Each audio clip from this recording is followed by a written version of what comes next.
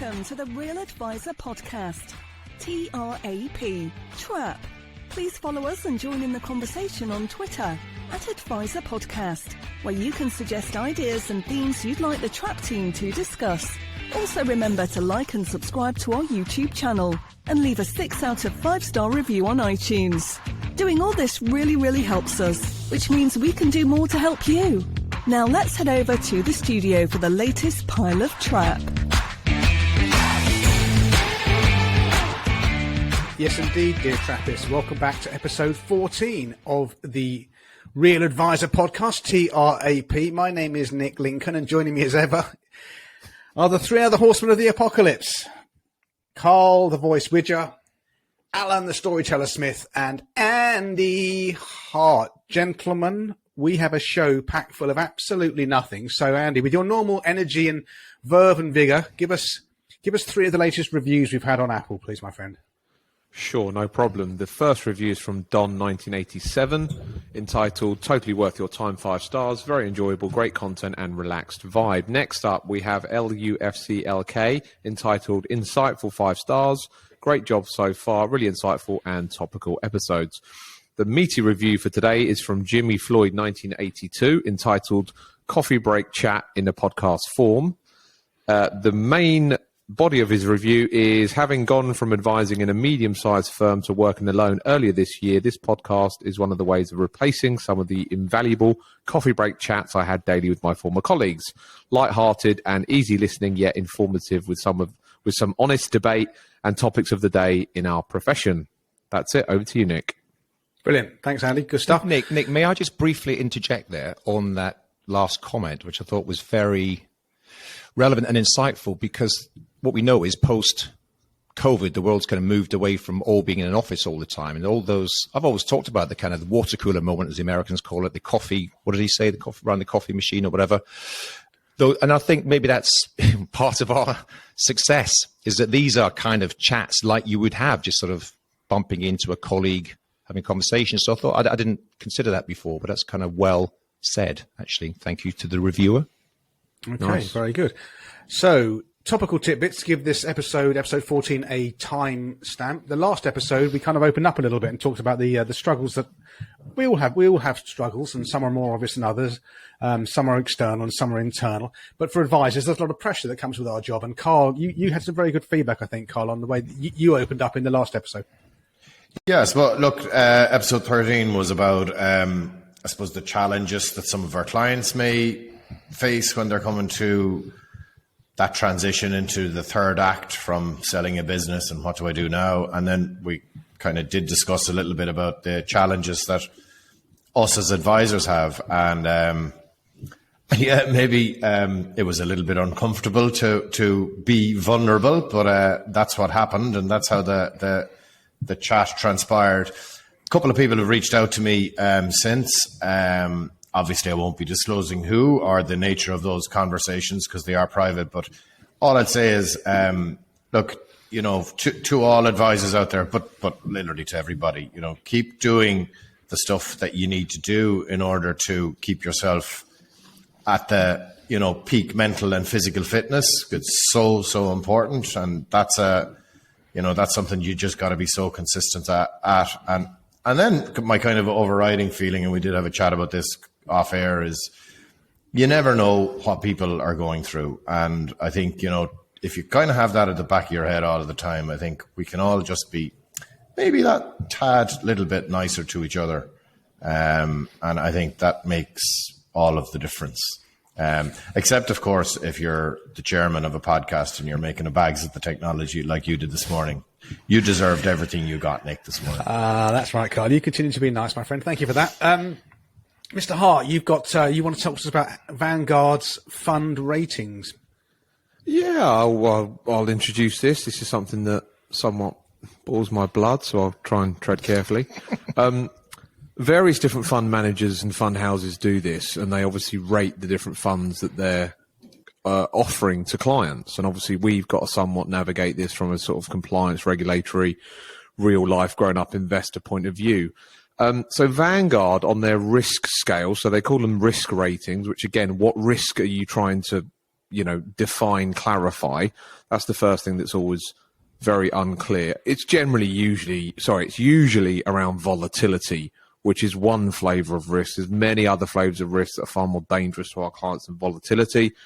But anyway, the whole fund management industry seems to be fixated on risk being volatility. So they've got a scale of, I think, 1 to 7. So they categorize all of their different funds from 1 to 7. And it's any fund managers. I'm just going to focus on Vanguard because it's a company I'm, think highly of and use their funds. So on the 4 out of 7 risk scale, they've got their 20% global equity funds, 40% global equity funds, and 60% global equity funds. So they're 20, 40, 60 global equities. Advisors listen to this know what I'm talking about. They've grouped them between 4 out of 7. The 5 out of 7 funds are the 80% global equities and the 100% global equities fund. The reason why this sort of got flagged to me, I think Alan Smith, you highlighted this, didn't you? The UK index-linked gilt fund with Vanguard is now a 6 out of 7 on their risk rating, which is incredibly high. So it does show after the event. It wasn't 6 months ago. After the event, exactly. It would have been 1 or 2 out of 7 on the scale prior to something that's never happening. That's welcome to the world of investing. We've never seen that before until we've seen it. That's what I mean. To me, also, one of the biggest risks is low returns. This is something that we don't talk about ever. I think this needs to come to the fore. There is a huge risk of low returns. Investing is freedom. Freedom is opportunity. We are in the wealth creation business for our clients. You can do a lot of good with your wealth. Either that's for your family or causes you care about. So anyway, back to the fund ratings. Yeah, so it's interesting that the fund that has historically been super low risk, where people put almost cash-like money in that type of fund over the years, and now it's a 6 out of 7 on the risk scale. Risk, according to them, I believe, is volatility, not all the other flavors of risk that we can unpack. So, yeah, I just thought I'd highlight it. Also, advisors still live in this world where they think 100% global, or some advisors think 100% global equities portfolio is a 10 out of 10 on the risk scale. It is not. 10 out of 10 on the risk scale, in my opinion, is crypto, things that are working now, individual stocks. There's so many way higher risk asset classes than 100% global equity portfolios. But it's interesting that Vanguard have put their 100% global equity portfolio as a 5 out of 7 and not a 7 out of 7, which is great. So they've sort of got that right. So again, it's just having that conversation about where returns come from, what asset classes you put your money in, and then obviously having a conversation about being calm through all market cycles. So that's my bit on that. Who's Alan, next? you had your hand raised, I think. Yeah, just as you very kindly acknowledged me there, Andy, I'll acknowledge you for something I think you said or wrote about a while ago, which was, and it was kind of about, words are weapons. How you describe things are really important. If you said Vanguard or anyone said, do you want a high return fund or a low return fund? What one do you choose? Oh, I want the high. Everyone would say I want the high return. And then you say, great, we can deliver that to you. It's a bit more volatile in terms of short-term volatility than the other ones, but you can expect, no guarantees, you can expect over the longer term a higher return.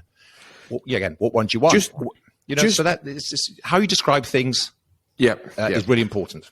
Just to immediately jump in there, the real life returns for these funds that I'm talking about with Vanguard over the last 10 years, the real life returns, the Vanguard Life Strategy 20 fund over the last 10 years, if you invested £10,000, 10 years later, you would have £13,000 in that fund. So over 10 years, it's gone from 10,000 to 13,000. The same investing journey, but chosen via a different fund, the Vanguard Life Strategy 100 fund, has turned £10,000 into £25,000.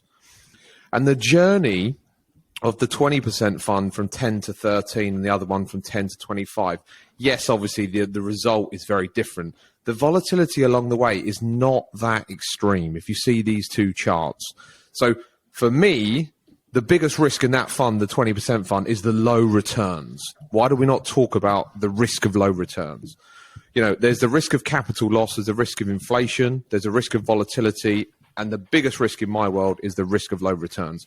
We don't speak about this enough. Obviously, people like ourselves, real advisors, work with real clients. And also we deal with people, I don't know, in their 70s, 80s, 90s that are a little bit short of money now. And it would be great if they had a bit more. Had one of us rocked up 30, 20, 10 years ago, told them the truth about investing, where the returns are going to come from, and they followed that, they'd have more wealth now and they could do more things with it, more opportunities, etc. Anyway, I've sort of spoken a bit about this. Nick, any thoughts on that? No, I think you covered that well. Are we ready to move on? Yep. Yeah, Okay. it's taken 14 episodes, but Andy, that was really, really good. Well done. Oh, thanks. Now, we're all following up from your episode last week. We're all being kind to each other. I'm feeling very uncomfortable right now. Shut up. Alan, Thank you. That's better. You've got a conference you want to tell us about. Yes, Advisor 3.0, which people may have heard about, run by the incomparable Abraham Okosonia and his team at Timeline. One thing that's very interesting to me is one of the keynotes there is Seth Godin, and Seth is, I know that not everyone loves him. I'm a big fan. I think he's a marketing genius. I think the way he describes things and articulates things, we can all learn from. He's speaking at the conference. Look, we all know there are a handful of conferences, in my opinion, which are worth attending. Obviously, Humans Under Management would be at or close to the top of that list, but I think. I think this is obviously the first time that Abraham and his team are running Advisor 3.0. I think there's something for everyone. I'm even doing a little bit there as well, but don't let that put you off. It's in May. Can't remember the date. We put a link in the show notes if anyone's interested. It looks good. The content just looks really good. I personally like to show up to maybe 3 conferences during the year. This will be one that obviously I'm attending, as well as Humans Under Management, and maybe one more. That's it. Thanks. Okay, great stuff. And thank you for that. So I mentioned VCTs, I think, in the last episode, briefly, venture capital trusts, and this kind of fear that I have that I'm not the complete IFA I should be or could be, because I don't recommend VCTs to my clients. And interestingly, on a group that I'm a member of that we'll talk a bit about later on, actually, the IFA Forum, which has about 200 IFAs in it. And somebody else started the thread about VCTs, and it's amazing how many IFAs came back and said, I would not touch these. I would not touch these products with a barge pole. So one guy, I won't give any names, but one IFA, and he said, always remember that the person on the other side of the trade is eyeing you up as their exit/escape plan. Plus, all the truly good stuff gets picked off by the boys in the city. The rest then that reaches retail clients out in the provinces, you generally wouldn't touch with a 10-foot pole. And then somebody else said about VCTs, and this is a guy who's had a business for 30 years. You succinctly put into words the reason why I've never, ever sold a VCT. So just interesting that we feel compelled sometimes to talk about products that we know are probably not suitable for the end investor. I don't think that doesn't mean we're independent and financial advisors. Maybe from a strict regulatory interpretation, it probably does. But I'm no longer quite so worried about that. Just before we go, unless anyone got any points on that? The Six Nations Rugby, that is, it's been a brilliant tournament today. I mean, this last batch of games might have been the weakest slate of the day, but they were still pretty good games generally. Carl, go on. You're enjoying your moment in the sun. Talk us through your thoughts. We're only 3 games in. We've a couple of games to go, so I'll false humility. Listen to him. I'll just hold fire. But very, very impressed. Ireland with their second string team out to conquer Italy, who I thought, in fairness, Italy were massively improved this year from previous years. Yeah. I didn't watch Scotland and France. Well, I did watch the other game, and it was pretty boring.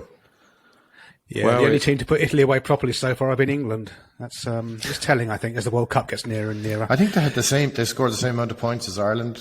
Yeah.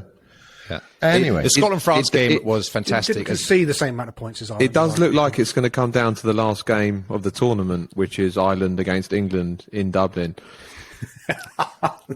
England might get 3 bonus points and snatch the championship. How do you get 3 bonus points? You get 1 for 4 tries. 4 tries. Yeah. And how do you get a losing bonus? But that surely wouldn't be good enough. No. You missed a good game, Carl. In all honesty, the Scotland as great game. Scotland fan, they lost, but wow, it was just entertaining. This is in all my years of watching Scotland, it's the most positive I've ever been. Really, but I just love the way they play rugby. I think they're the most entertaining rugby team in the world right now. But you just don't know what you're going to see. You see genius and chaos at the same time. There was two red cards. I believe the French one was ridiculous. Was it? Yeah, the guy was. I mean, when the Scottish guy, they were both valid sending offs. But when the Scottish guy got sent off, I thought, oh god, that's the end of the match. And then about 2 seconds later, this French forward just literally dived into him. goes in with his head, Yeah. to headbutt another player. It's just like, where did that come from? And then, there was a great Finn Russell. We saw all sides of Finn. You know, he was brilliant, but then he had that horrendous long pass which just wasn't on. Yeah. But it was brilliant. I was obviously, I was rooting for Scotland, and they nearly did it. And it was, the valiant loser thing can be an annoying tag, but in years gone by, they would have been humped. Yeah. That scoreline would have been 19-0 down. They were early on. Yeah. Yeah, back which and it was- that didn't reflect the runner play at all. Like France got some sort of lucky early points. Yeah, so there's forward passes. They both look good to me. And anyway, Scotland's forward pass. Yeah, exactly. Yeah. Details of the show. And we've got two topics here, and they're both, I think, one is very topical. Shall I go with my one first, guys, if you're okay with that? And then we'll go on to your suggested one. Okay, cool. So Yes, please. the role of ambiguity in financial planning over the years, and this started with people like William Bengen and then Wade Fowl, I think that's how you say his surname, and Michael Kitts has kind of joined into it. This whole safe withdrawal rate and having guide rails, and you do this and you do that, and talking almost in the abstract about how you can get a sustainable rate of income from a portfolio, which seems to discount any kind of human element whatsoever. And I think there's a little bit of a pushback. I think we certainly embrace the idea that financial planning involves a heck of a lot of ambiguity. Okay, it's not what's your tolerance for or capacity for loss. It's what's your tolerance for ambiguity, right? You have to understand that what we do, we try and make really, really informed guesses for our clients, best guesses for our clients for the 30, 40-year retirement, but there are no guarantees. And this paper came out from a guy called I think it's David Blanchett, and another US guy in that same field as there's other chaps I mentioned, and there's a link to it in the so-called show notes, in which he goes through research, 1,500 people in that retirement, age 50 to age 70. How would they feel if in retirement they had to cut back on their spending because their portfolio returns were down or the markets were down or what have you? And guess what? It turns out that adults are quite capable of making quite rational decisions. And they will cut back on their spending if their portfolios suffer a prolonged downturn. And to quite a degree, I'm going to put my glasses on to read this now, as I made some notes. And I just think we have this condescending approach, and I don't want to sound like I'm berating the regulator. However, the regulator just forces us to have a condescending approach to our clients and not treat them as adults. So we give them these mumbo jumbo questionnaires, we give them the endless key features documents, we bombard them with risk warnings, we give them, as Andy alluded to at the top of the show with Vanguard, these meaningless fund risk ratings that can just change based on what's happened in the last year or so. Suddenly a relatively safe index-linked gilt fund goes to being a high-risk fund just because the fund manager says so. Can't touch it. Yeah. And this research is really interesting. People are adults. As long as you've got your essential spending covered in retirement, people are quite willing, and they will trim back for a year or two if on the non-essentials, on the discretionary spending. I think, and they're way more willing to do that than we perhaps perceive it to be the case. And I think if we just have these conversations with clients, they'll be responsive to it. If we enter a prolonged down period and their portfolios are suffering, people will be adult. They say, yeah, we'll just cut back for a year or two. We get it, you know. What I don't understand, for me, the thing is, when you're working, say you're working 3 to 4 decades, you've got no certainty of income in that period whatsoever. You're going to change jobs.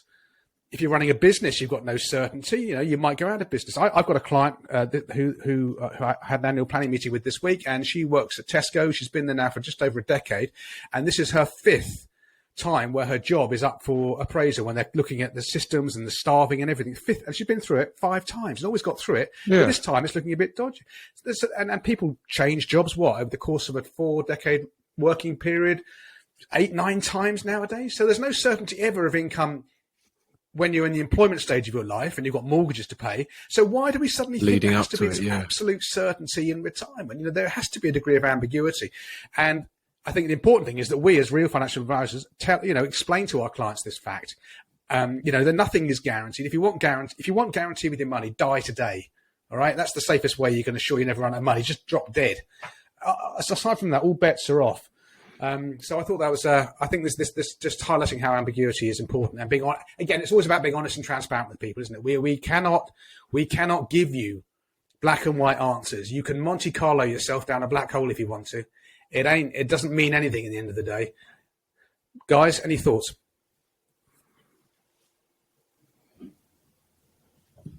Shall I just jump in here at this stage? So 100% agree with you, Nicholas. This is a version of extrapolation, isn't it? We assume something's just happened or something's recently happened. Exactly. It's always going to happen. It's going to get worse or better or whatever. It works the other way as well. The danger of straight line cash flow forecasting is we assume it's always going to be, or potentially could be good. If you run a cash flow model and it looks you're absolutely fine for the rest of your life, it might not be the case. So there are no guarantees here. The other thing that's never factored in is the rate. You mentioned one, Nick, which is job security, for example. But there's a whole lot of other variables that are never factored in. So you've got health. Health is one. This is assuming you're always going to be healthy enough to work or create an income or whatever. There is political things, tax rates. You assume something's going to happen and the tax rate doubles. Again, outside of your control.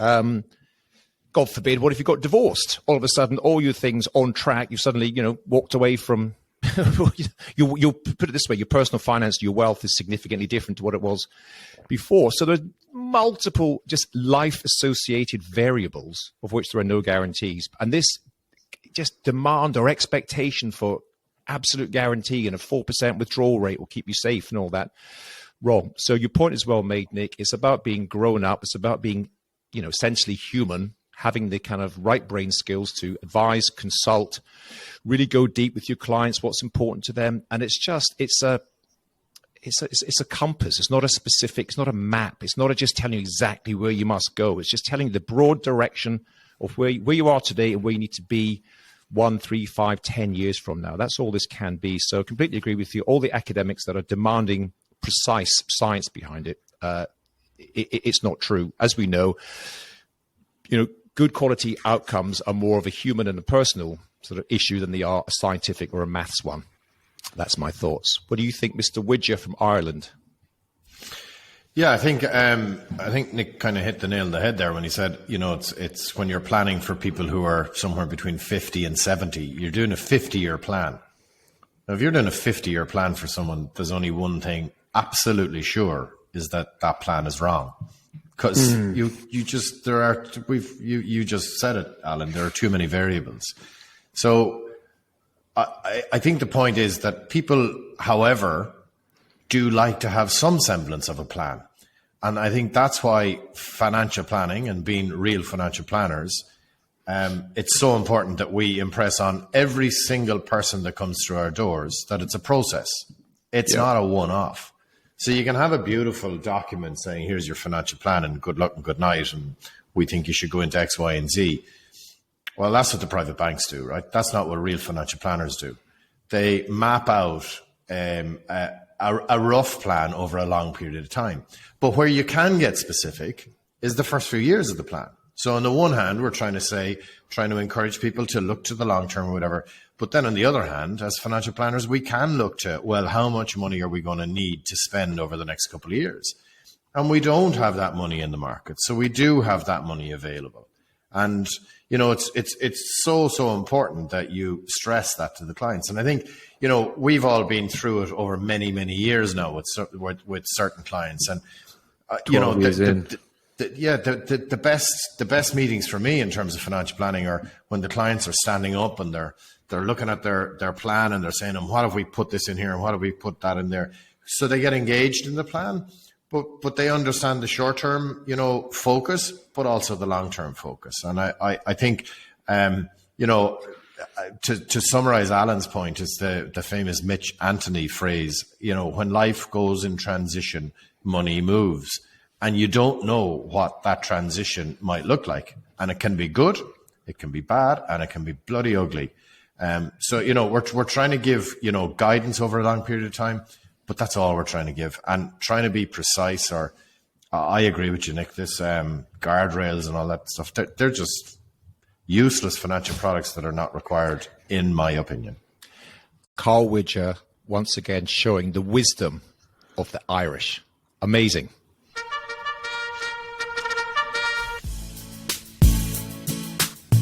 No matter what Carl tells us, no matter what they do, No matter that Carl's Irish, his boy band days are through. Carl, are you okay, mate? I've got a restraining order here from Louis Walsh. Yes, indeed, dear Is everything all right? We know Carl as one of the leading lights in the Irish financial services world, and Metis Ireland is definitely that. They used to be Metis Norway, but then they realised they were based in Ireland, then changed their name to Metis Ireland. Carl is a very serious man in this field. However, what you might not know, dear trappers, is his tortuous artistic back life. And for the last 2 decades or so, Carl's had a running feud with legendary boy band manager Louis Walsh. Carl was, of course, a founding member of Boyzone in the late 1990s, and then got thrown out by Mr. Walsh just as they were on the verge of megastardom and eternal riches.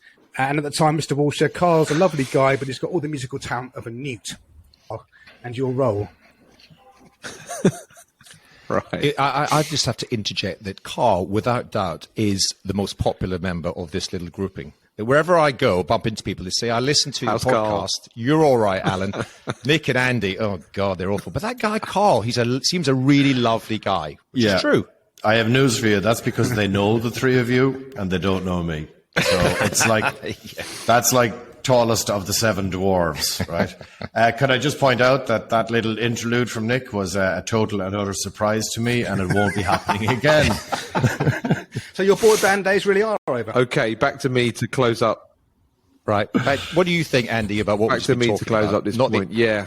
Okay, so where are we going with this? Yeah, financial planning at retirement, leading up to retirement, in retirement. Yeah, this is my space. I get really excited about this. I sort of straddle both camps. I can do the sort of science of it, but I understand how important the art of it is. It is all about, progress, not perfection. I build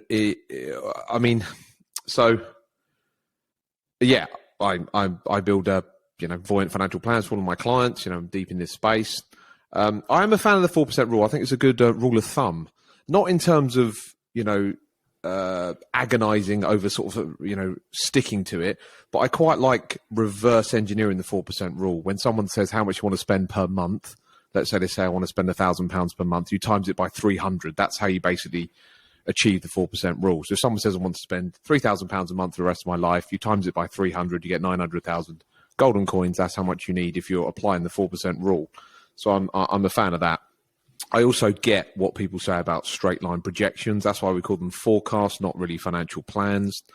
And I am cautious on all of my assumptions. So I'm killing them at 100, which means the money probably needs to last longer than they need it for. So that's my first cautious assumption. My investment returns are a lot lower than what I have been able to achieve for them long term.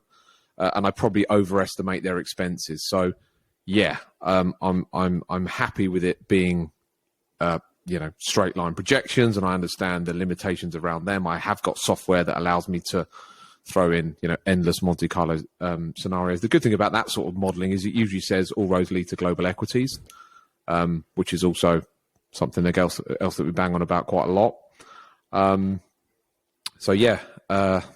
my final point. Nick, okay, well, I think we're kind of we've kind of agreed our way through this episode so far. It's interesting, isn't it? Things definitely change all the time. I mean, this straight line. I know Abraham has a beef about this, doesn't he? Straight line project. Well, what else are you going to use, man? You just, you had to start somewhere. Yeah, it can't just be Carlo fluey. Carlo. No, forget it. You're right. It's everything goes back. It's just a guide. No one said it was guaranteed. For God's sake. But I've been building real life plans for my clients for the last 12 years. So where I told a client 12 years ago, let's say in 2011, where they actually are in 2023, it's not miles off where I predicted where they'd be in 2011, because the software stores all of the plans. So I could get a client up who I'm seeing next week and say, right, let me go back 10 years ago and I'll show you the plan from 10 years ago where I thought you're going to be today. And it's scary how accurate it is. This is their expenses. This is their liquid assets. This is their non-liquid assets. Again, I know that from being, a real planner and building these plans. Yeah, and so to assume that a client will just carry on living their life when the world has changed beyond all recognition. I mean, those of us who were advising real life clients, real life families, real life human beings in 2008, as I was having built real financial plans and forecasts and all the rest of it. And then the market, as we all know, it absolutely cratered, regardless of what portfolio you were in. You were underwater by a significant way. And I was having client meetings. I was coming in and they were saying, what's the damage? What does it look like?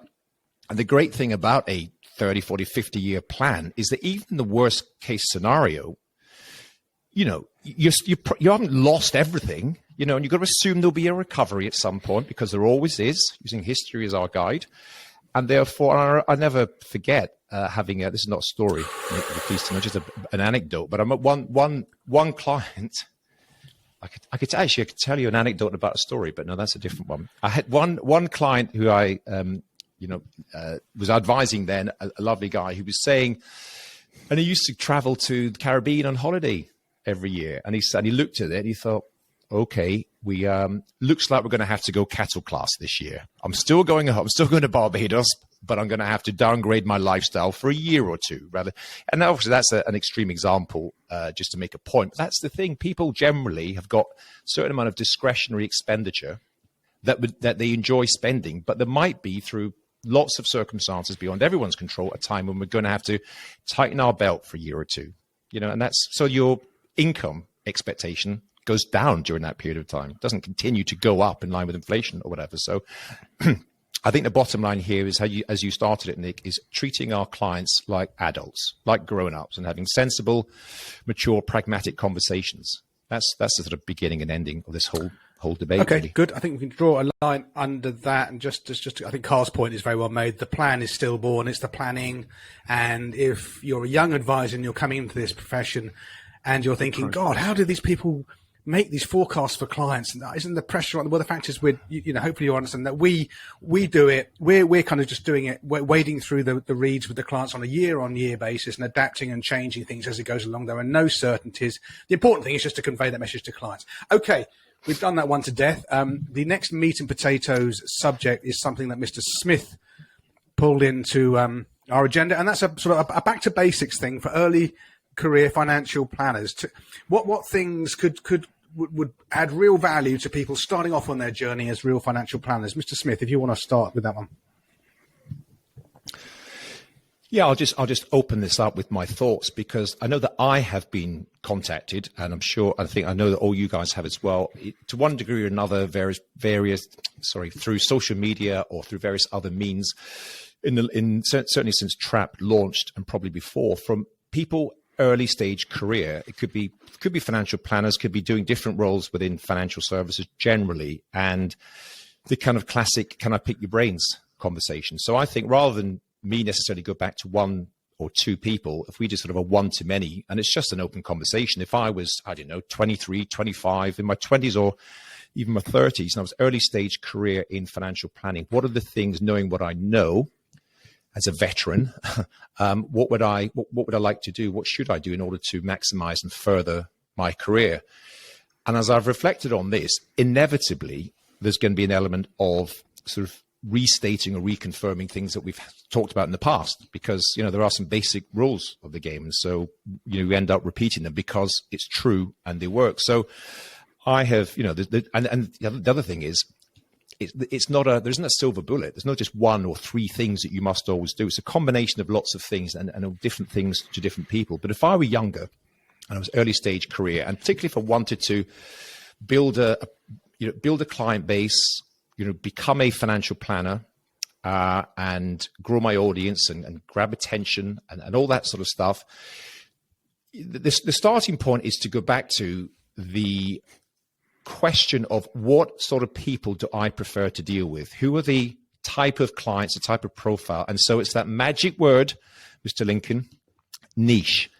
What are the sort of people I'd like to and enjoy advising, speaking, and spending time with? So I'd consider... What do you know now you wish you could go back and tell you from 10 years ago as you were getting started? Niching is important. I wish I would have committed sooner. I wish I would have known the benefits of niching. I think if you have a niche with a good-looking website and you really focus... Is that Morgan Housel speaking? Kitsis. Or you're muted. You're muted, Nicholas. That was a guy, just an American financial planner who's being interviewed by Michael Kitces. It was actually quite a good interview, but it was one of the 3,000 episodes from the Kitces chain. But he's true, despite him abusing the pronunciation of the word. He's true. So if I was starting again, if I was that way, I would just try to get known as being the go-to advisor for a community, and the narrower the better. So business owners is not a niche. Female founders of tech businesses between 2 and 10 million pounds turnover is a niche, and I would understand that. I would spend time with that niche. I would ask meaningful questions of that niche, such as what are your biggest personal finance related challenges? Because I think that our industry, and I use that word deliberately in relation to this point, creates products that to some parts of the community aren't relevant. Because some people may not have, £500,000 in a pension or whatever, where the product exists. So I would speak with the niche. I'd spend time with them. I'd work out where they hang out, both digitally, online, and in real life. And I would ask them questions, and I would use those questions and those complexities and those misunderstood areas to create content. I would write a weekly newsletter. 52 weeks later, you've got a book, effectively. And then the ability to repurpose a lot of that content is highly, highly valuable. So in summary, that's something I do. Identify a niche, find out what their pain points are, create regular content. Don't just write a blog once every 6 months or something. Every week, be consistent. This is obviously not rocket science, but almost it's incredible, because that if you do that and you show up weekly, I promise you within 2 or 3 years, you will absolutely succeed in this industry. And the other thing I would say, that's just my starting point. You guys will have lots of other sort of thoughts and comments. But the other thing, that's an obvious one. A less obvious one is if I'm young and I don't have spouse, kids, pets, all that sort of thing. I mean, that sort of point in your career where you're more mobile, more options, more choices, I'd move to a city.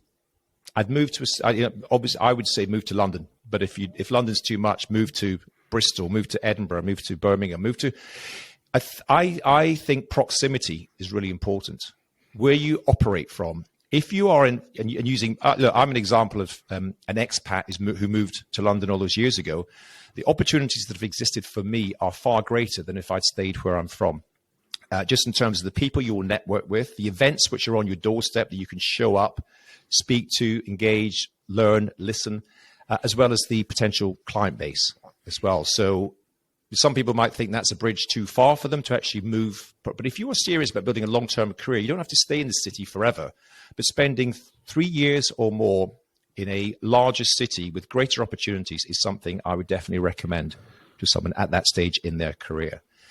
Back to, how about you, Andy? What are your thoughts? I'm sure you've thought about this for the younger generation. Well, no, I definitely part of. I concur with your last point. Yeah, move to a major city, move to a major city, move to a major city. That's the advice to young people.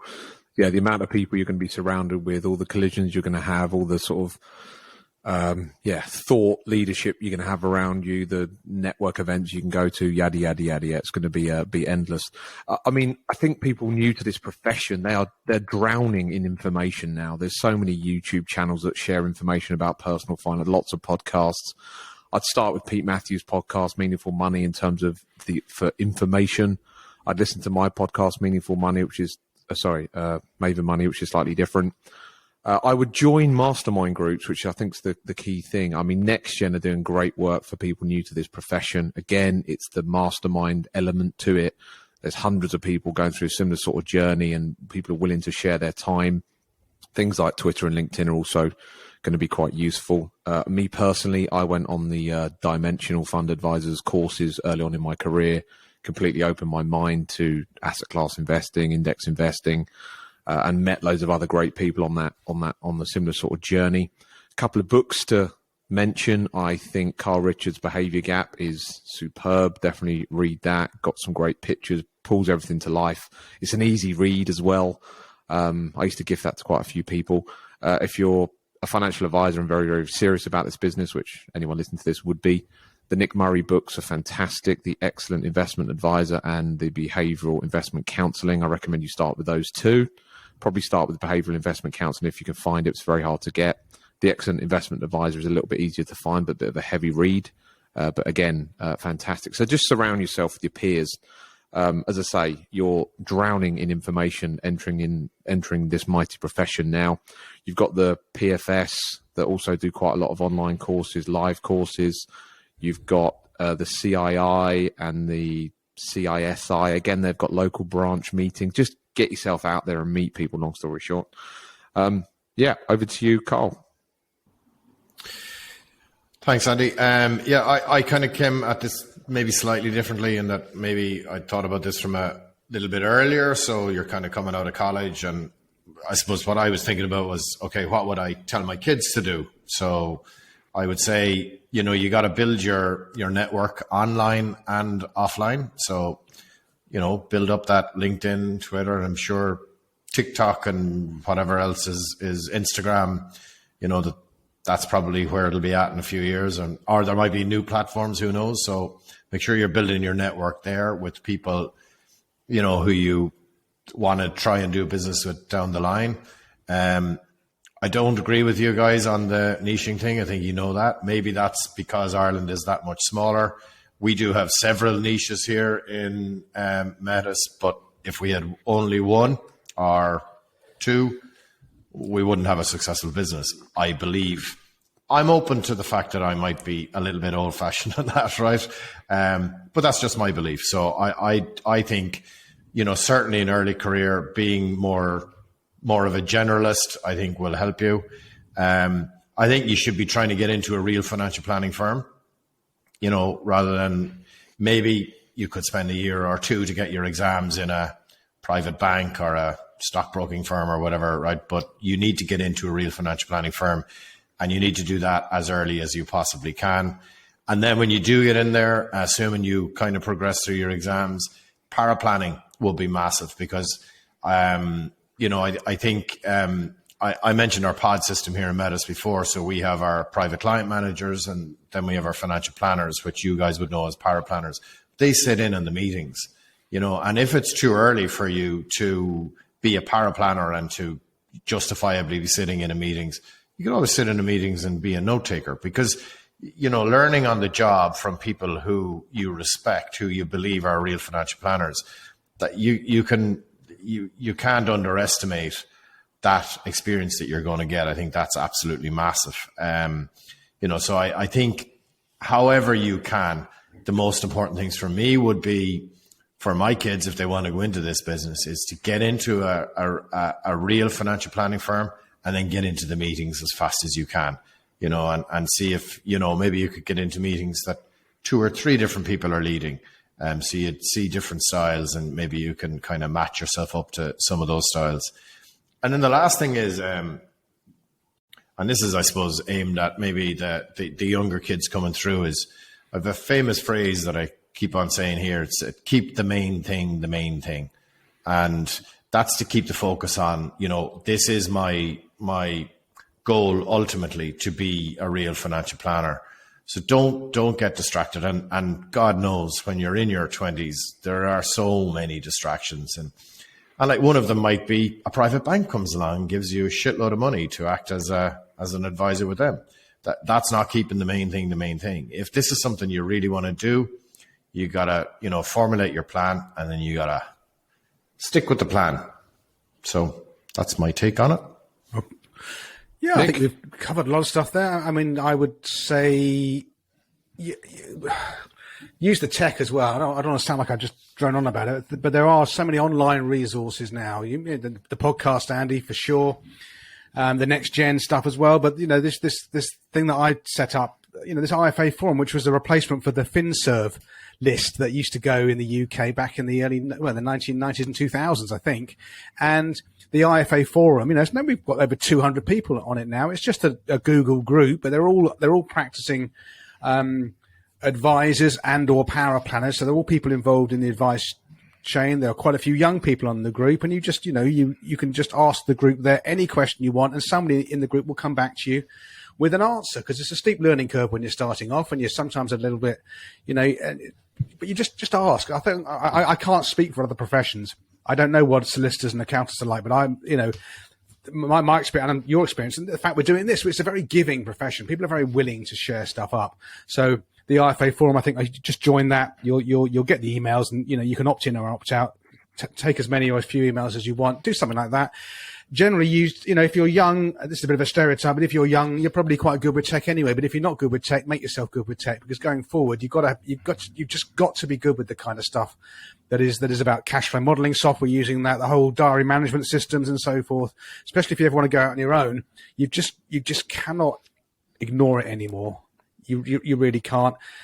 And if you have a local peer group, like a physical peer group, I know that Carl, there are ones that are taking a foot in Ireland, because we talked about that before. If you have just maybe 2 or 3 other IFAs or paraplanners of a similar age and profile to you and outlook, meet up with them from different firms and just chew the fat, and just do it on a quarterly basis, but just do it. Again, because you'll just learn something from those kind of things. And the final thing is, and Andy would Alan would definitely agree with this, just read Dale Carnegie, right? Just read and internalize the lessons from Dale Carnegie. If it has to give you one book, that would be where I would start. So, couple of final points on this, yeah, sure. Please, Nick, if that's all right. We talk about content a lot. People setting up blogs, setting up podcasts, YouTube channels. Something that was said to me many years ago as part of the Content Marketing Academy, which was set up by a good friend of mine in Scotland. Anyway, it's disbanded now. Any content project you take on, you should think, I've got to commit to this for 30 months. Which is 2.5 years. So 30 months is what was banded about in the content space. So if you're going to do a podcast, do a blog, do something, do anything in the content relation space, everyone else gives up too soon is the long story short of that. So if you're going to do a content project, then you should think 30 months in your head. You're going to be talking to an empty room, doing videos to nobody, for months on end. But if you can stick it and go through it, tweak, learn, get better at whatever you're doing, then hopefully there'll be something rewards for you post. I mean, it might be quicker than 30 months, but that's what you should think going into it, embarking into it. Think that this is a long journey. This is not a quick fix. Pushing back on a point that Carl said about joining a good firm, totally agree. You want to end up at a good firm. What I do see issues with advisors, they're so new to the business and they end up at a too good firm too soon. And then they end up at a too good firm too soon, and they stay there for a year or two, and then obviously the grass is always greener. They want to go somewhere else. And I say, you don't know what's out there. This is a good firm. You want to stay here. So yeah, you definitely want to end up at a good firm that's doing real financial planning. I started off, somewhat got to be careful, not a proper real financial planning firm, but Jesus, did I learn a lot. So when I ended up somewhere decent, I was like, wow. If I just ended up with that somewhere decent, first of all, me being me would be like, there's got to be like way better out there. No, like this is it. This is it. Like it's nothing better out there. That's really insightful, actually, because you're right. If you are in your, let's say your 20s or early 30s, I mean, the statistics are people, as Nick sort of suggested earlier on, which is true. People move jobs quite regularly. It's a natural thing. Stay a year, a couple of years, 2 or 3 years. You're bound to move on. Yeah. But you don't realize if you are a good firm, you assume everyone's a good firm. Yeah. So I think this is quite good, but I've got another opportunity down the road, or they pay me a bit more money, so I'm just going to go there. And whoa, no, you were in a really good firm. There are very few. This is the reality, harsh reality right now. There aren't that many what we call real financial planning firms who do it consistently for get a job anywhere every time. You always get another job. No, that's insightful. And also, if you go to a not so well established firm, you'll be in client meetings straight away. Like there's people at the door, like going, "What me?" Like a good firm would be like, "No, you got to go through your process," and you're at 28 months. You might be frustrated. Exactly. Yeah, you might say, "Oh, I want to see clients today." Yeah, short term versus long term. I was seeing anyone. Yeah, you're at the practice over payment stage. You just want to like do it, rather than worry about doing it at the best place. Anyway, yeah.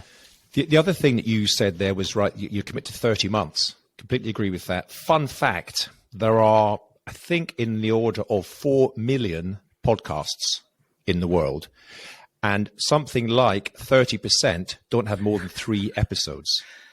And if you do, if you produce more than, I think, 20 or 21 episodes, you're in the top 5% of podcasts in the world. We're not quite there yet, boys, but we'll soon be in the top 5%. How many podcasts? Incredible. How many podcast creators do 99 You're episodes so and then transparent. stop? There's more depth in a puddle. Only one in the world. In the history of podcasts, there's only been one that got to 99 and then stopped. Island of Do One. you know who he is, Nick? Island of One. Okay, that's Money had it. Hang on, Nick. Just a quick couple of other things that I'll add before we wrap this up. And we have talked a lot about digital, which is absolutely nailed on. It's precise. But in this world of digital overwhelm, I think it's quite good to go back to some basics and do the opposite of what everyone else does. And one thing that I learned, a mentor of mine very early on told me to do something, which I do. I don't do it as often as I probably should do to this day, which is write handwritten thank you cards and thank you notes.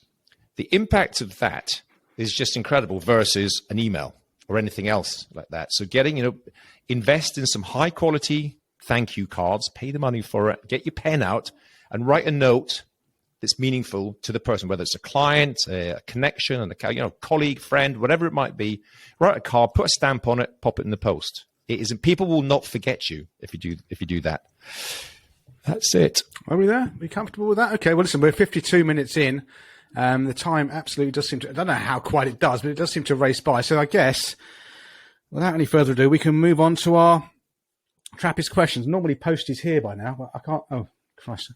As if on cue, as if by magic, she's appeared at the door. And yes, Carl, you know where her hands are? They're on our bulging sack of Trappist questions. And you can hear the Trappists have been stirring. They've been knocking out the questions over the last 2 weeks. And if you want to knock one out as well, go to the link in the pinned tweet at Advisor Podcast, or even easier, click on the link in the so-called show notes. Your name, your question, you will get answered. We're going through them gradually. Without further ado, first one on the hit list of doom is is Josh. I think it's this envelope is really gummy. I've got to get the. There we go. Josh Gersler. Who is a young IFA close to me in WD6 in Boreham Wood, and Josh is on Twitter as @JoshGersler. He's not exactly young, Nick. He might look somewhat young. He's younger than you. I think he's he's maybe young. Josh Gersler. Well, yeah, to me, trust me, with my eyes, he's young. Josh Gersler, who's on Twitter as @JoshGersler. He's also on LinkedIn. And Josh says, what are your thoughts on back office systems? What do you use and why? And P.S. a shout out to Nick and the WD crew. Thank you for that, Josh. Maybe I'll just go with this and then we'll go through it. Back office systems, I think they're kind of something people feel they have to have. And I just think I'm not sure you need them anymore. And I know it's easy for me to say I'm a one-man band, blah, blah, blah. But if you've got a decent platform, you've got a decent task management system that can have multiple users and people updating tasks, various power planners, admin, so you can see an audit trail on the task management. You've got a calendar system that everyone can join into. I'm not sure you need these great, big, clunky, very expensive back office systems that were never built for financial services. They've always been built for other professions, and they've been trying to shoehorn into financial services. There are some interesting things going on in this area, some more fluid, cloud-based kind of properly financial planning orientated back office style systems. I'll wait and see what happens, but I've survived without one for a decade and a half. So that's my thought on back office systems. But maybe if we ask, Andy, I think you are in agreement with that. So unless you've got something to add to that. Yeah, I'm pretty much in agreement there. Yeah, I mean, I don't use a traditional back office system, but I use loads of different tech solutions that, inadvertently speak to each other. So I'm really good at using my current setup, and me and the team don't need a traditional backup. I throw in there Zero as well, Nick. I think you use FreshBooks or Free something. Agent, yeah. So again, I've got a good accounts management system that tie up everything with my reporting requirements. So, but not a traditional one. But again, I'm a one-person band. Yeah, the bigger boys in the room in terms of the size of your firms and the number of RIs and staff and so forth. Maybe Carl, what do you? I imagine I'm going to assume you use a back office system. And if you do, is it one that we would understand and recognise in the UK? Oh, God, no, it's very sophisticated. Well,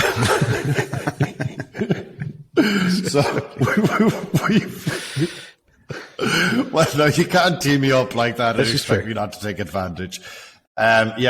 we transitioned late last year. I think I was telling you boys to Microsoft Office 365.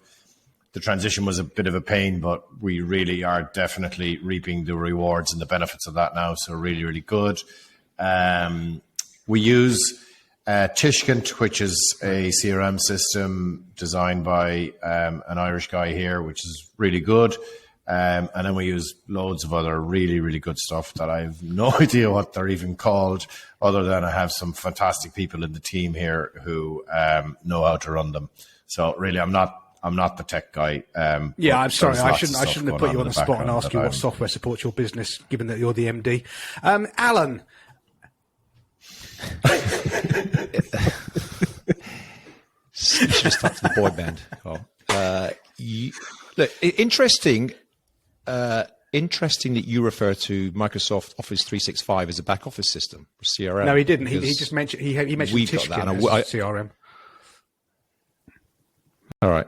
Okay. I think he mentioned both, but fine. We'll let that slide.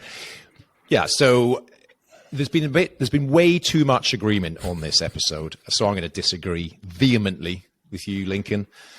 Although, yeah, we are in different styles and different setups. I thought you were going to say we're in different leagues, and I was thinking, okay, get another, really. just shoot. Give me a good shoeing. Okay. Yeah, that as well. Yeah, we've had different, financial planning, IFA, what you want to call it, industry-focused programs, software programs, CRMs over the years. We are currently and have been for quite a number of years Intelligent Office users, IO, which is, as I understand it, hands down the most popular of all the systems out there. And it works for us. Now, what's interesting is over the years, I speak to different advisors for example, in our mastermind group called Ideas Exchange, that the three of us in the UK are members of. People often raise this, and everyone's very frustrated and usually, angry and pissed off about the systems not being perfect. So here's some news: none of the systems are ever going to be perfect. In my humble opinion, I think a lot of advisors just get frustrated early on and don't use the systems to their full ability. I've got a fantastic team here who've really sort of unpacked and understood and spent a lot of time in training and learning to maximize the efficiency of our use of Intelligent Office. Is it perfect? No. Is it good enough? Yes, it's good enough. Now, where we've got things like workflows and something A leads to B, leads to C, leads to D, and you've got a number of different people involved doing different things along the way, I think workflow process management is really important. And you can't really, it'd be much harder to do that via, Google reminder systems or whatever it might be. You've got lots of ways of creating robust audit trails. There's data information is available to us for our various reports that we have to do. There's a whole list of things. And a bit like Carl, I am far from an expert, but it is something because it's expensive. And every now and again, when I look at our invoice, I say, do we really need this? And the answer loud and clear is yes, we absolutely do. It's the backbone to our setup, our operation. And I think the future is more about not looking for the ideal, one-off system that is so good. It's about increasingly these things are all connected. So you can have, in the past some of these systems had a cash flow model, it had a risk profiler, it had a number of different things, and they were all pretty much suboptimal. So what you want to do is have one core sort of backbone system that operates and I've heard the phrases APIs. I don't really know what it means, but it's connected to, so choose your best of breed software for all the various functions and have the whole thing be connected and run well. So that's our view. Over to you, Nick. I think that's given that a good thrashing. We'll move on to the next one. So that is who is this one? From Nick Delassa. This is another poor sod. He spelled NIC. Who does that to your children? Delassa. He's on Twitter. Nick, your parents called you This is Nick. why I suffer. Nicholas Richard Lincoln, Nick Dick Lincoln. I mean, the burdens that we carry. He's on Twitter as @Comrades Nick, NIC. Basic question. So apologies for its simplicity, but Andy often talks about only needing to use 3 products for wealth building, namely pensions, ISAs, and unwrapped investment accounts, unit trust. So I'm curious whether or not any of you guys always, rarely, or never use investment bonds, either onshore or offshore, in your planning with clients, and if so, in what scenarios? Really great down in the weeds question. And Andy, we'll start off with you, please, sir. Yeah, generally only inside trust, but yeah, for most clients, generally trying to avoid it, even with the new CGT changes coming in. But I've had a look at it, and we'll continue to monitor. But yeah, I'm sticking with the high-end vanilla products. Yeah, that's a fair point. Likewise, the CGT regime in the UK is getting less generous. It still seems pretty generous if handled correctly. The tax rates seem generous. And I just don't want to be back in the world of investment bonds and life assurance contracts and life assurance companies and the bloody awful tax calculations. So I use them occasionally for trusts, and that's it. Alan? Was it onshore, this is more the offshore investment bond concept, onshore or offshore? On and offshore. Yeah, not. I'm certainly no deep expert on this, but I don't think we've ever used an onshore bond product. Didn't really see the advantage. Offshore bond wrappers. Yeah, from time to time we would use that. There are some advantages. There are things that you can do, like the tax deferred, withdrawal can be an opportunity. Assigning segments of bonds to non-taxpayers, to pre-encashments, things like that. There are a few.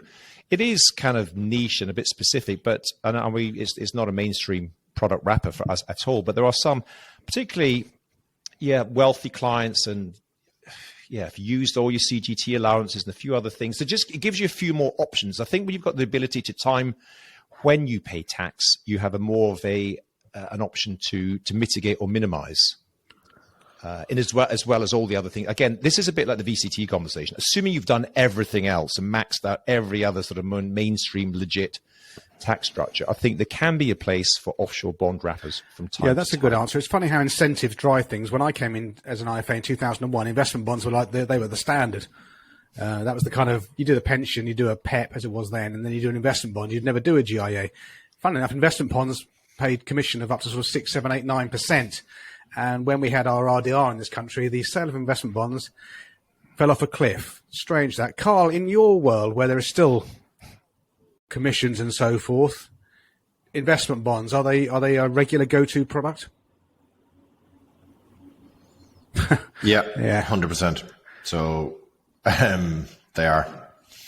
It's hopefully the industry is changing, but until it does, it's still an industry. It's not a profession. You can invest clearly on platforms, and then you don't have to pay like a government levy and that kind of stuff. So hopefully the investment business here in Ireland matures a little bit over the next while. But well, you keep fighting the fight, my good friend. Maybe Nick and Alan might know the answer to this question. Carl, maybe. I mean, what's the history of investment bonds on and offshore bonds? I mean, they wouldn't be invented today. Why were they invented before? Why are they caught between this murky world of being an insurance contract versus an investment contract? Yeah, it's a whole of life non-qualifying life assurance policy. It tracks its origins back to, I think, the beginning of life assurance, like 150 years ago or something. Yeah, something like that. It was a way for the insurance companies to get into the investment management business, wasn't it? But whoever said, who thought, okay, we can have 5% of the original capital back over 20 years and it's tax deferred. All these, who sat down one day and thought, and you can have 1,000 segments. Yeah. 1,000 segments. And is it? Are you doing a partial across all segments or individual segments? And it's like, well, that's a whole other story. You don't want to go there. There's a complexity level. Because get that one wrong, and you've got a big tax bill. We do know other advisors that are massively pro offshore bonds. I mean, they deal with, let's call them high net worth clients, super high net worth, whatever you want to flavour of the day sort of description term is. But yeah, they're very, very pro them. Yeah, I know a lot of advisors that are very pro offshore bonds. And these are clued up advisors, so they're not doing it for commission or anything like that. It's these same advisors are probably doing a lot of, they're probably recommending a lot of VCTs as well. These are things which I think there's a place for them. They are niche, but I wouldn't rule them out completely. Offshore bonds, onshore, I might have missed something, but I can't really see the benefit of this onshore structure. We don't have the same. Anyway.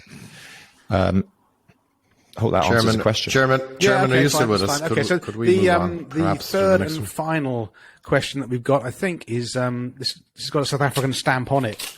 Looking at the envelopes, this will be from our good friend Lunch Club Dirk Groneveld, which I guess is a Dutch heritage. It's a car crash of a spelling. I'm not going to read it out, but we love you, Dirk. Dirk, you're on Twitter as at Dirk Groneveld. Not that it helps anybody really. Lunch Club Dirk here. When it comes to building a business by bringing in younger planners, what is the best way to remunerate them and also enable them to buy equity in the business without simply the founder supplying the funding?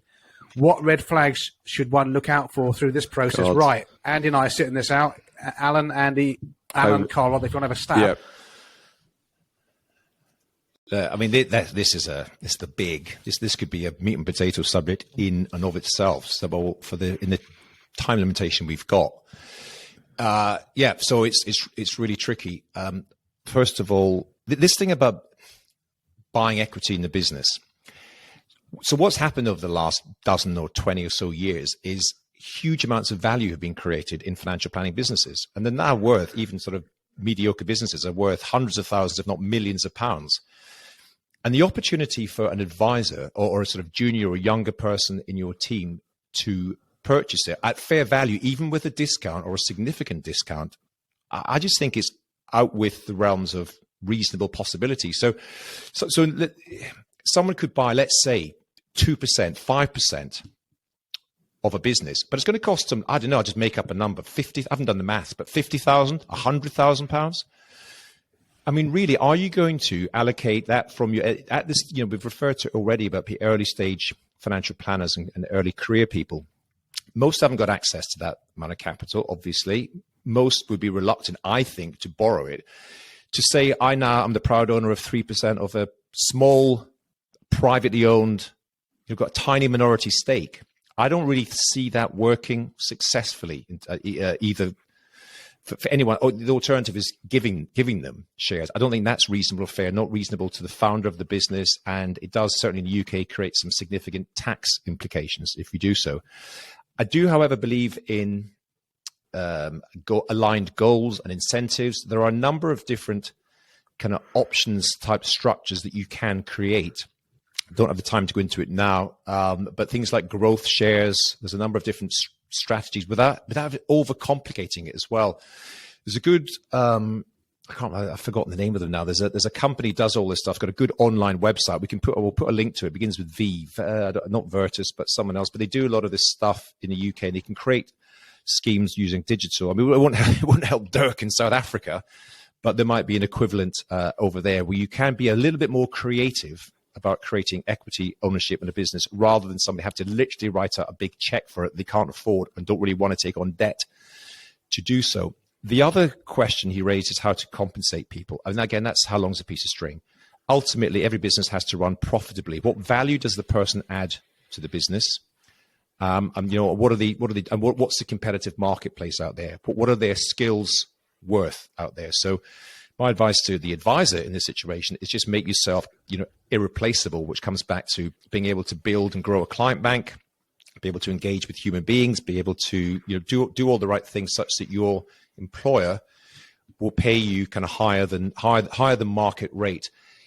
When I started all those years ago, there was a rule of thumb, which was kind of a third, which the advisor received a third of the total revenue attached to the clients he looked after.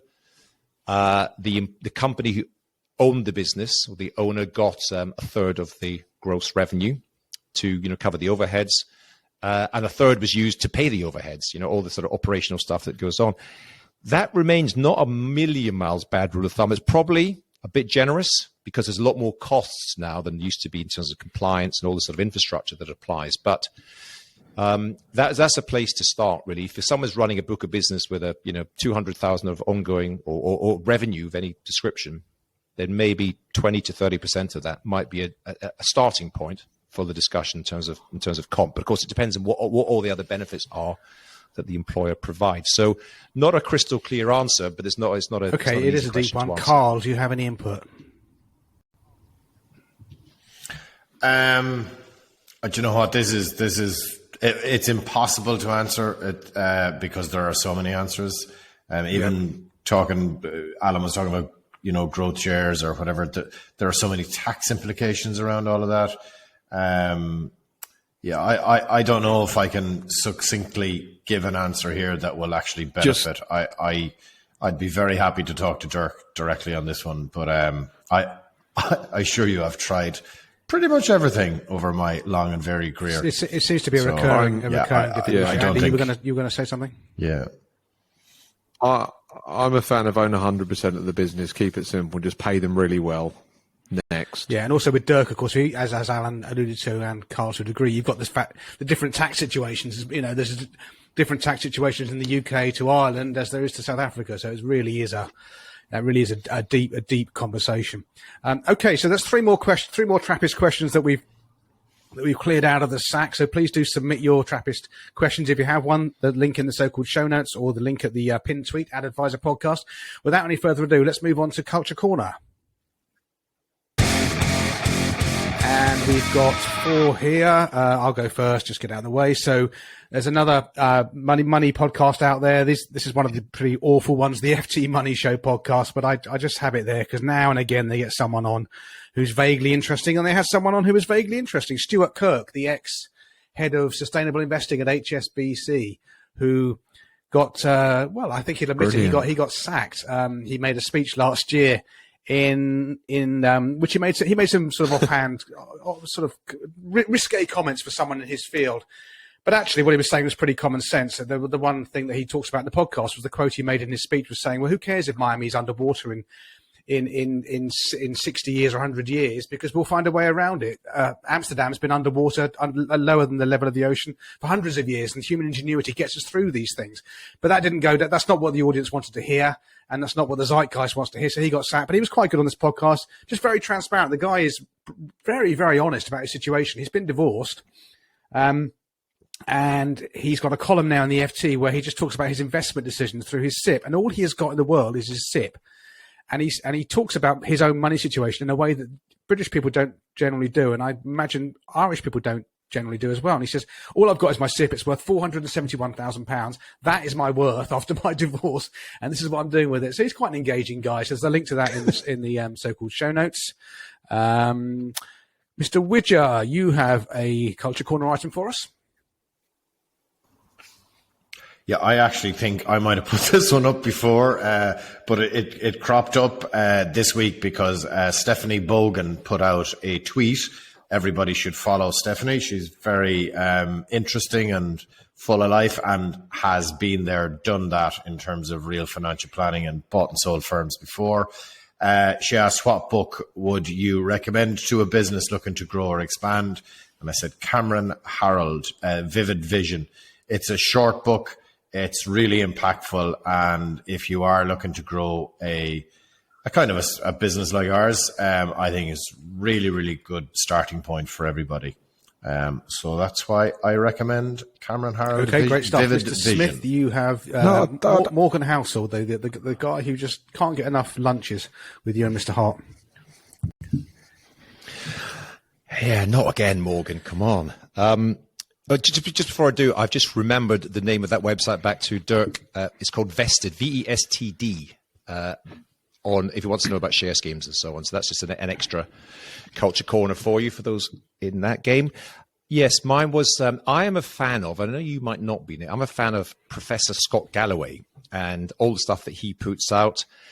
He's a professor of marketing, I think, at New York Stern University. He's recently become a neighbor of mine. He's moved into my neighborhood. He's moved from the States to London. And I'm hoping no, he's in Martinsville. He's I'm stalking him. I'm walking around Regent's Park of a morning to see if I can bump into him, because he walks his dog there regularly, according to his Twitter profile. Anyway, he has got a really good podcast, I think, and he interviews really interesting people. And his most recent one, though, he interviews Morgan Housel. Most people listening to this podcast will at least be aware of Morgan Housel. He has written, in my opinion, one of the best books on personal finance, called The Psychology of Money. And yeah, that's the most recent episode of the Prof G, Professor Galloway podcast. Really good, really insightful, definitely worth 50 minutes of your time to tune into. Great stuff. Yeah, Galloway, I kind of like him, but it's another one who's got Trump derangement syndrome, and he just goes off on one, and it's like Sam Harris. They've just lost their bearings a little bit when they get into that area. Mr. Hart, you have the final Culture Corner item, I think. Yeah, Prof G. I read his blog every Friday quite religiously. I think it's decent. I also went on one of his courses a couple of years back. So yeah, big fan of his work, mainly his written work, and he's got great graphs and charts in his 2 emails that he issues every week. So I recommend you subscribe to them. My recommendation the two boys applying for a lunch date with Prof G, but I don't think they're going to get invited. Alan goes in the morning and I go at lunchtime, so we've got the whole day covered in Regent's Park. One day we'll see him. One day we'll grab him. Just like I ran into Terry Smith, and that went successfully well. Well, that's another story. I'll share that another time. So my recommendation is Charlie Munger. I'm a huge fan of Charlie Munger and Warren Buffett. Obviously, they work together, but Charlie also is a chairman of another company called the Daily Journal.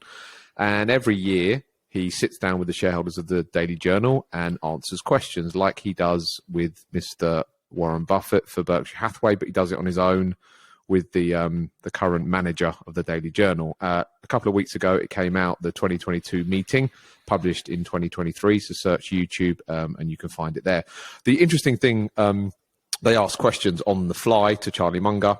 And one of the questions came in from one of the shareholders based somewhere around the world. But the shareholder used ChatGPT to ask a question of Charlie Munger. And the question was, what's the number one mental bias that people struggle to overcome? And ChatGPT came up with this question. And Charlie Munger says, after a little bit of thought around it, he said, I think the number one mental bias for people to overcome is denial. And then he went on to talk about denial in some detail, but he made specific reference to the wealth management industry, where the whole business of wealth management, investment management specifically, and the destruction of wealth versus just leaving it in the markets and obviously charging heavily, that's obviously why you're never going to beat the index over a meaningful period of time, because helpers help themselves to fees. That's what they always say. But he goes on and on and on about extreme denial in the wealth management business, where a widow comes to someone with £500,000 and they're going to charge them 1% a year. The person does what's good for them, not for the client. And him and Buffett have got a real thing about this at the moment. But I thought that was quite interesting. So my recommendation is Charlie Munger Daily Journal 2022 meeting. But I thought that was interesting that they used ChatGPT to ask a question that he thought was a very good question. Then he answered it by saying the biggest mental bias to overcome is denial. That's it, Nick. Over to you. Just before you take off, Nick, for those who, the vast majority of people consume this podcast on audio, a few watch on YouTube, a growing number. If you watch on YouTube, you just look at Nick's face when people mention certain words or phrases to judge his views on it. Andy mentions ChatGPT. His face, his look on his face is just so bleeding obvious. Said, yeah, exactly. That was another one. Hilarious. And they'll also see that I was deeply uncomfortable with the content of some of today's podcast, owing to the Irish versus UK cultural differences, which are enormous, which I'm always trying to tell you, boys. You guys are the domain of the boy band. I would like to apologise. You are the domain of the boy band. It's a credit. It's not a debit. Okay, wrap it up there, Nicholas. I think we should say, just before we finish, we should do a shout out to the Irish community, who are fantastic. We also have spent plenty of time over there, because guess what? Last time we looked, this podcast, against all the odds, was number 8 in the top 10 podcasts in Ireland, with Prof G and Tim Ferriss and all this sort of Stephen Bartlett, the top podcasts. It might not be after this episode goes out, but currently we're a top 10 pod in Ireland. So incredible. Thank you. Yeah, thank you, Ireland. Except it's gone from PG to 18. Okay, that's a wrap for this episode. Thank you, Trappists, for your precious time and your input into the show. Rate us, leave a 6 out of 5 star review on iTunes, like and subscribe on the YouTube. Until the next time, from the Trap Pack, it's adios and take care out there, folks. Goodbye.